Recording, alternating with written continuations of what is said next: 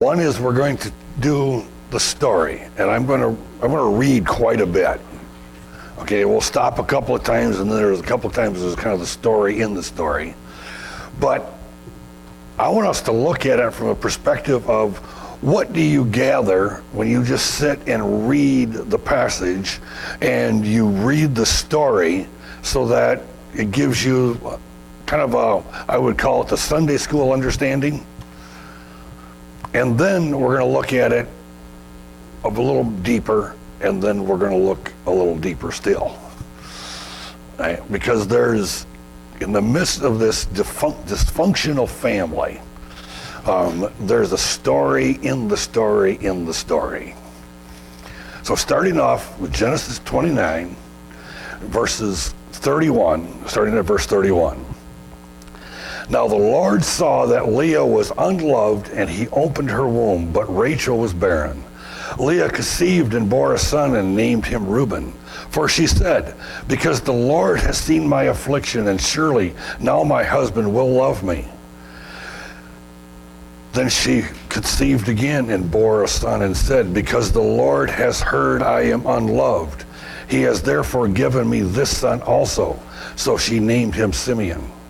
She conceived again and bore a son and said, now, this time my husband will become attracted to me, because I have bore him 3 sons. Therefore he was named Levi. And she conceived again and bore a son and said, this time I will praise the Lord. Therefore she named him Judah. Then she stopped bearing. Notice that every time that Leah has a son, she gives the name based upon a set of circumstances in her life at that time. So she's just coming up with these names. You don't call it random, but there's a basis for it. Really important as we go through to remember how each one of these sons received their name and the circumstances behind it. That's going to be something we're going to learn a lot more about as we go along. But we're seeing the story. We're seeing the story of Leah, you might say, who was the ugly sister, and not really well liked, but she was, Jacob got stuck with her because of the whole story of her and Rachel. But now she's thinking, well, I start to bear sons. Now my husband is going to start liking me. And it figured that time went on to more and more, but you notice each time it doesn't seem to change anything. It wasn't like all of a sudden that, Jacob started favoring Leah. It never happened. Yeah, she was desperately seeking approval. But notice here again, the functionalness of this family. Okay, picking up chapter 30, starting at verse 1. Now when Rachel saw that she bore Jacob no children, she became jealous of her sister. And she said to Jacob, give me children, or else I die. Then Jacob's anger burned against Rachel, and he said, am I in the place of God, who has withheld from you the fruit of the womb? She said, there is my maiden Beulah. Go into her, that she may bear on my knee, that through her I too may have children. And I want to stop right there for 1 second, just so you understand bear upon my knee means, okay, because it's not a common term. Basically what that means is, and we would take it as a surrogate. There it would be as a surrogate, but with total rights. See, Rachel would receive the child as her own totally at birth. Beulah would have absolutely no rights to that child whatsoever. So upon my knee, that's what that meant. So just clarification there. So she gave him her maid Beulah as a wife, and Jacob went into her. Beulah conceived and bore Jacob a son. Then Rachel said, God has vindicated me and has indeed heard my voice and has given me a son. Therefore she named him Dan. Notice, she claimed that son as totally hers. And that was normal. That wasn't something strange. Rachel's maid Beulah conceived again and bore Jacob a second son. So Rachel said, with mighty wrestlings I have wrestled with my sister, and I have indeed prevailed. And she named him Naphtali. Then Leah saw that she had stopped bearing. She took her maid Zilpah and gave her to Jacob as a wife. Leah's maid Zilpah bore Jacob a son, and then Leah said, "How fortunate!" So she named him Gad. Leah's maid Zilpah bore Jacob a second son. Then Leah said, "Happy am I, for women will call me happy." So she named him Asher. Here again, Leah was doing the same thing. It was her child, even though the maid gave birth. Now the side story. Verses 14 through 16 is an interesting little side story right in the middle of all this. Now in the days of the wheat harvest, Reuben went out and found mandrakes in the field, and he brought them to his mother Leah. Then Rachel said to Leah, "Please give me some of your son's mandrakes." But she said to her, "It is a small matter for you that you take my husband, and would you take my son's mandrakes also?" So Rachel said, "Therefore, he may lie with you tonight in return for your son's mandrakes." Then Jacob came in from the field in the evening. Then Leah went out to meet him and said, "You must come in to me, for I have surely hired you with my son's mandrakes." So he lay with her that night. Now, mandrake. First of all, we got to understand, what is a mandrake? It's a plant. Yeah, it's a plant. Okay, but that plant supposedly has fertility powers. So why did Rachel want that plant so bad? Because she was having a hard time getting pregnant herself. So she is actually willing to say, "Okay, Leah, if you give me those, then you can take the husband to bed for tonight." But she wanted those mandrakes so that it would help her to get pregnant. We try to do those sort of things ourselves. You know, we try to hedge our bets in certain areas. That's exactly what Rachel was trying to do. She's trying to hedge her bets, because so far she didn't have any children of her own directly. She had the two through her maid, but not herself. So this is kind of that story inside the story.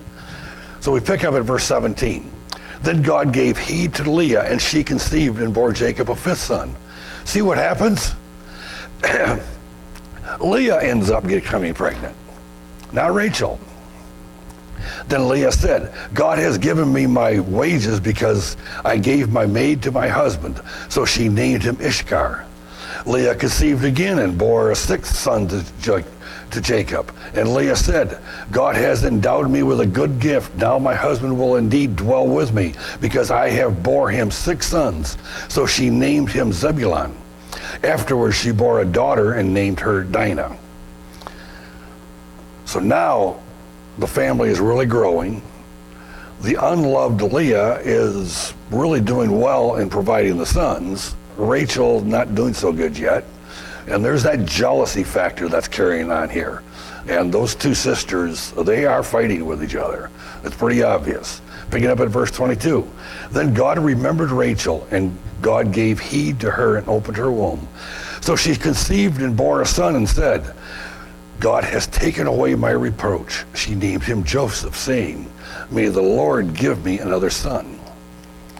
So now she has a son of her own, directly herself. And she names him Joseph, but at the same time says, "Give me another one. I finally have one. Now I want another one."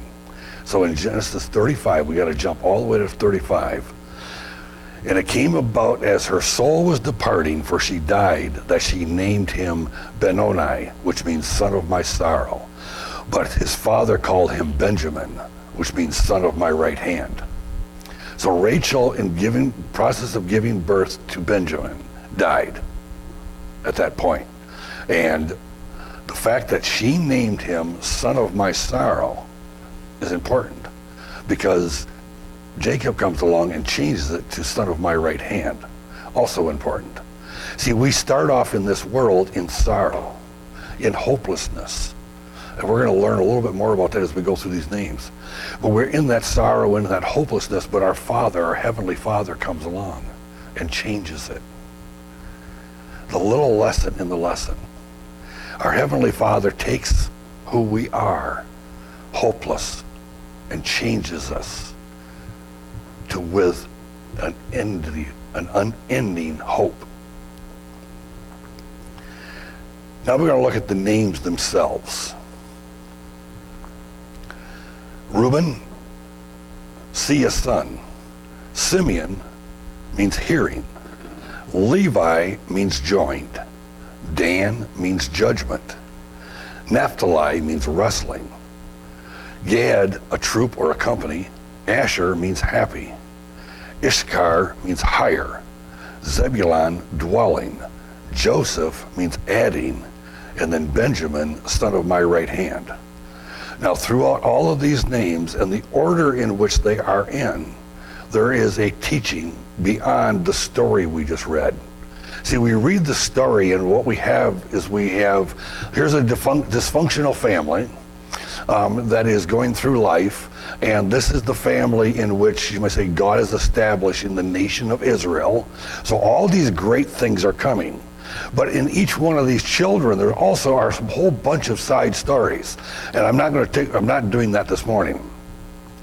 But you take like Reuben, okay? He's the firstborn. So he's the eldest, so he would inherit the firstborn's, assets from the father, upon his father's death. But what did Reuben do? He lay with Bilhah, one of the maids. So he defiled his father's bed. Now Jacob didn't do anything about it at the time, but later on he disinherited him, and Joseph became the one who was the firstborn. See, the sins of the father are visited upon the children and then the children's children. Not that God takes and says, well, your dad did this, so I'm going to punish you. No, it's the consequences that come out of our sin. Our sin has consequences for the next generation. Then you have... He didn't go from Reuben to Simeon. He was the second. Huh? He was the second. Joseph was the So first. you go to another firstborn? Yep. Okay. Yeah, so he went to the other firstborn, which would have been Joseph. I mean, there actually was a number to choose from, but of course you have to remember, in the midst of all this is you have God's plan in place, and we're going to see that a whole lot more as we move along. But you have, like I said, all these circumstances that come up. Now you have Simeon and Levi, two other sons. Okay, and these were, I say, brothers, and their sister is Dinah. Remember, Dinah was this one female name showed up in this whole list, and there's a purpose again, like there always is, because there's a story behind that. And this is, with Reuben's, the story of failure, and nothing good comes of it. Then there is the story of Simeon and Levi. Now remember, Levi is the one that becomes the tribe of Levi become the priest. But the story is that their sister was taken by one of the neighboring tribes and was raped, and the guy who did it wanted her to be his wife. So they came up with this great idea. Well, we can't let our sister marry you because you're uncircumcised. So they agreed, all the men in that group agreed to get circumcised. So of course, now after that was all done, then Simeon and Levi go in and kill them all off because they're not very mobile at this point. Reuben, back to him. See a son. Was that not sort of a slap, Rachel? See, I've got a son. It might have been in, you might say, in Leah's mind, but we're going to see how every one of these, there's two stories. Reuben, I would say that makes perfect sense, because from the story, yeah, okay, it fits perfectly. Look, I got a son, you know. You didn't get enough. Right. And then you might say, as time goes on, you see the names, and then the way that the names came about. But we're going to see there's a whole lot more to it than that. So you've got this dysfunctional family. You've got all these things going on, and this is the family that is going to, I say, basically become the foundation for the nation of Israel, which is God's chosen people, which in turn Christ is going to come through, and which you might say all of the scripture comes through. There's so much that comes out of this. But remember, we had the 12 tribes of dysfunctionals. And then we ended up with the 12 apostles who also had no background to accomplish what was accomplished. This goes all the way back to the mandrakes. Man tries to accomplish things this way, and God says, no, I have a plan. We've been looking at this plan of God throughout all of Genesis we've been looking at so far. And every time we come across a story, it always points to Christ. Each one of these names has a significance, but it's also what's fascinating to me is the fact, the order. The order in which the names are brought out is fascinating, because it wasn't like God said, okay, this one's going to be born, you name him this. This one's going to be born, you name him this. No, these were utterances from these mothers, with the exception of Benjamin, who uttered sorrow, his mother did, but her father changed it. But all the other names were just utterances for the moment. We'll look at them a little bit more in detail now as we look at the life of a child of God. Reuben, see a son. First one sees the son. We see the Son of God. And behold, the Lamb of God. Simeon, hearing. Next one hears the good news. For faith cometh by hearing. Levi, joined. Then one is joined together with Christ. The blessed union by which the Holy Spirit makes us one with the Son. Then the union of Christ in the church. Judah, praise. This causes one to bring praise to the Father. Divine life in the believer expressed in joyous gratitude. Dan, which means judgment. Knowing judgment has been passed over. The judgment has been passed over the believer and placed on Christ. Naphtali, wrestling, but one still wrestles with the old nature. In Ephesians 6, verse 12, for our struggle is not against flesh and blood, but against the rulers, against the powers, against the world forces in this darkness, against the spiritual forces of wickedness in the heavenly places. Then Gad, which means troop or company, but with the company of believers God has brought together. The believer in fellowship with the Lord's people. Asher, which means happy, because it makes us happy, the effects of that Christian fellowship. Issachar, hire, to serve each other in the Lord. It speaks of service. Zebulon, dwelling, looking to that dwelling being prepared for us. Dwelling in this place until Christ's return. Joseph, adding, then adding each day to the body of believers, the rewards adding up for those who faithfully serve. Benjamin, son of my right hand, till we see the son of the right hand of the Father. Directly speaking of Christ, so the circle ends where it begins.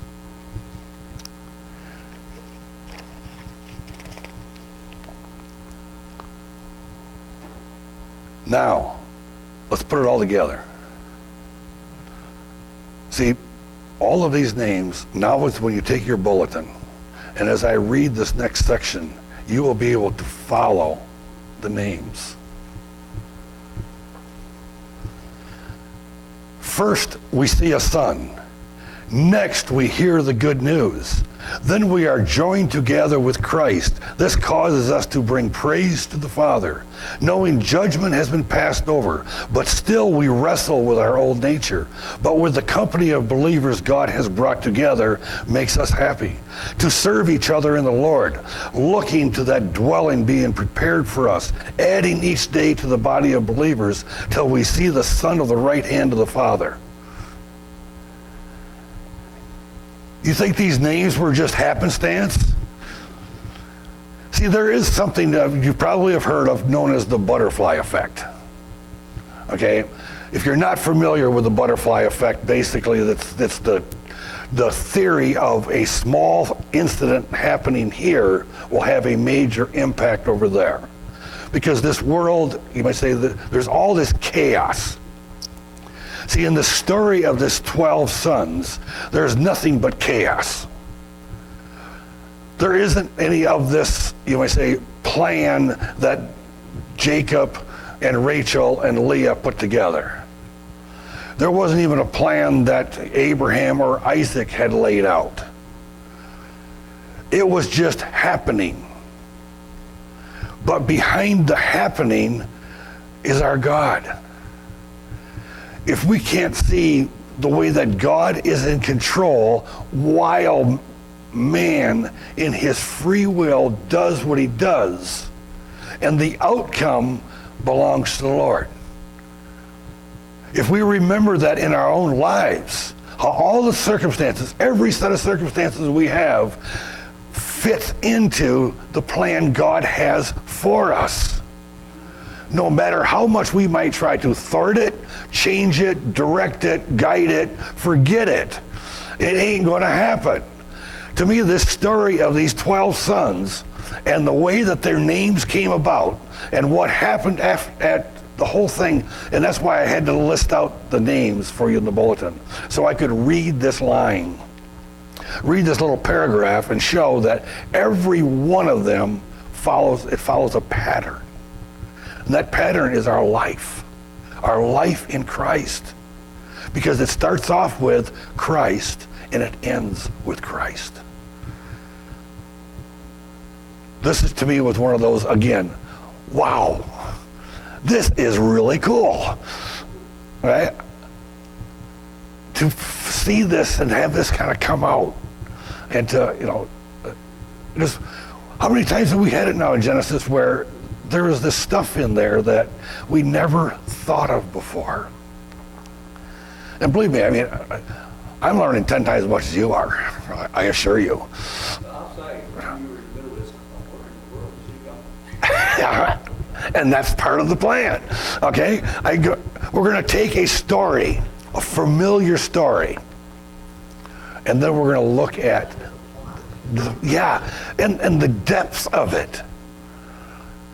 The control that our God has in individual lives and all the circumstances surrounding it should give us a huge comfort in the midst of what we're dealing with, a virus.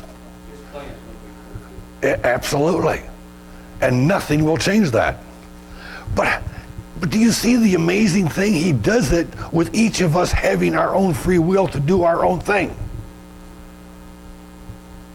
And it doesn't change his plan. We're not forced to do this or do that.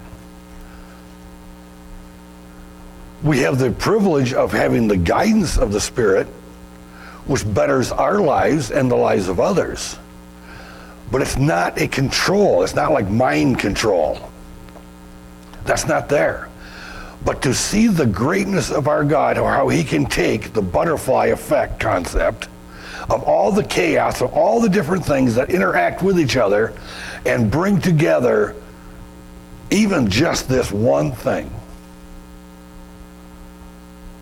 And I'm going to read it again, because I think it's actually that important. Take your bulletins again, and now because I went through it kind of fast, but I think now that your mind is kind of wrapped around it a little bit, you will see it greater. First, we see the Son. Next, we hear the good news. Then we are joined together with Christ. This causes us to bring praise to the Father, knowing judgment has been passed over, but still we wrestle with the old nature. But with the company of believers God has brought together, this makes us happy. To serve each other in the Lord, looking to that dwelling being prepared for us, adding each day to the body of believers, till we see the Son at the right hand of the Father. Like I said, this is another one of these, to me, wow moments. To be able to see God at work back then. And we have an unchanging God. He's the same. It's the same God then, same God now. He doesn't change. He never has, never will. So if we are worried about a virus, remember the list. If we are, if we are concerned about things in our life, look at the list. If we worry about this circumstance or that circumstance, look at the list. We have a God that can take every set of circumstances, every situation, every confusion, and bring his glory come out in the end.